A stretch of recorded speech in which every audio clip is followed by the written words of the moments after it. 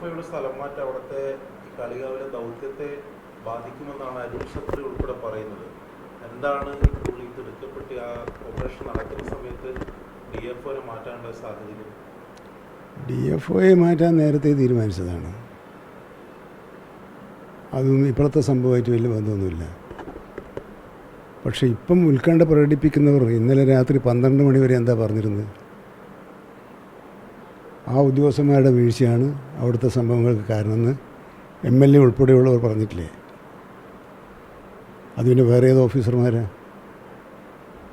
അപ്പം നമ്മളൊരു നടപടി എടുത്താലും തെറ്റ്, എടുത്തിട്ടില്ലെങ്കിലും തെറ്റ് എന്നുള്ള ഇരട്ടത്താപ്പിൻ്റെ ഒരു രൂപമാണ് ഇപ്പോൾ നമ്മൾ കണ്ടുകൊണ്ടിരിക്കുന്നത്. DFIമാരെ മാറ്റേണ്ട സമയത്ത് മാറ്റും, ചില ഘട്ടങ്ങളിൽ മാറ്റേണ്ടി വരും, പിന്നെ ഡ്യൂട്ടിയുടെ ഭാഗമായി മാറ്റേണ്ടി വരും. അവർക്ക് തലസ്ഥാനത്ത് ഹെഡ് ക്വാർട്ടറിൽ അവർക്ക് ഡ്യൂട്ടി കൊടുക്കേണ്ടതുകൊണ്ട് അവരെ മാറ്റി, അത്രയേ ഉള്ളൂ.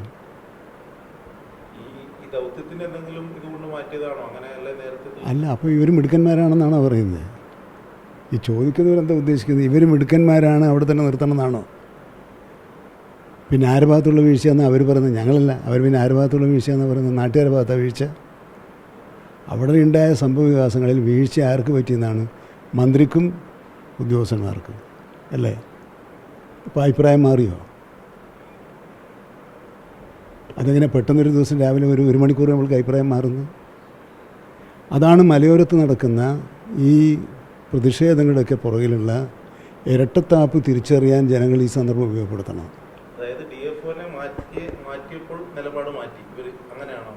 അല്ലാതെ പിന്നെ ഇന്നലെ വൈകുന്നേരം വരെ എന്താ പറഞ്ഞത്? നിങ്ങളെന്നെ റിപ്പോർട്ട് ചെയ്തില്ല? ഇന്നലെ വൈകുന്നേരം വരെ നിങ്ങൾ റിപ്പോർട്ട് ചെയ്യുന്നത് അവരുടെ ഭാഗത്തുനിന്നുള്ള വീഴ്ചയാണ്, ഉദ്യോഗസ്ഥന്മാരുടെ തോന്നിയാസമാണ്, അവരുടെ തേർവാഴ്ചയാണ്. പിന്നെ അവിടുത്തെ വാച്ചറാ ഉദ്ദേശിച്ചത്.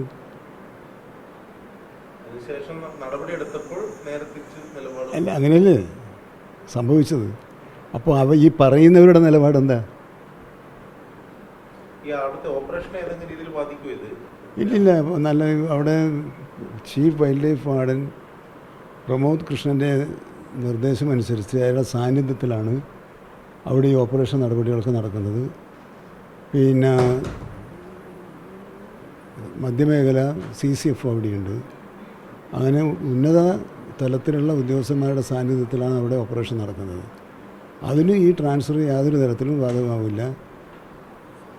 കടുവയെ കണ്ടെത്തുകയും പിടികൂടുകയും ചെയ്യുക എന്ന കാര്യത്തിൽ ഒരു കോട്ടവും പറ്റാതെ ജനങ്ങളുടെ ആശങ്ക അകറ്റാൻ ആവശ്യമായ എല്ലാ നടപടികളും സ്വീകരിക്കും. ഇപ്പോൾ നിങ്ങൾ ഉന്നയിക്കുന്നവർ കേട്ടാൽ ഇപ്പം മാറ്റിവരാണ് ഏറ്റവും വിശ്വസ്തന്മാരായ ഉദ്യോഗസ്ഥന്മാരെന്ന ധാരണയിലേക്ക് ജനങ്ങളെത്തിയോ? അതവർ പറഞ്ഞാൽ ബാക്കി ഞാൻ പറയാം.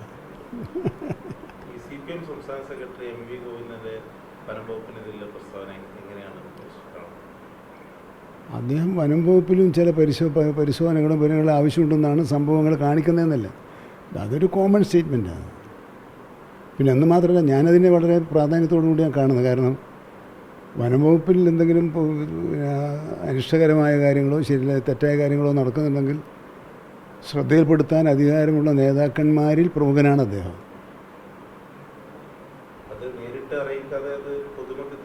അല്ല, നിങ്ങളെപ്പോലെ മാധ്യമ സുഹൃത്തുക്കൾ ചോദിച്ചപ്പോൾ പറഞ്ഞതല്ലേ, അല്ലാണ്ട് അതിനായിട്ട് പറഞ്ഞതല്ലല്ലോ. നിങ്ങൾ ചോദിച്ചു, അപ്പോൾ അവിടെ കുറച്ച് ഒരു പരിഷ്കാരം വേണമെന്ന് തോന്നുന്നു എന്ന് അദ്ദേഹത്തിൻ്റെ ഒരു സ്വതസിദ്ധമായ ആത്മകഥയോടെ പറഞ്ഞു, അത്രയേ ഉള്ളൂ.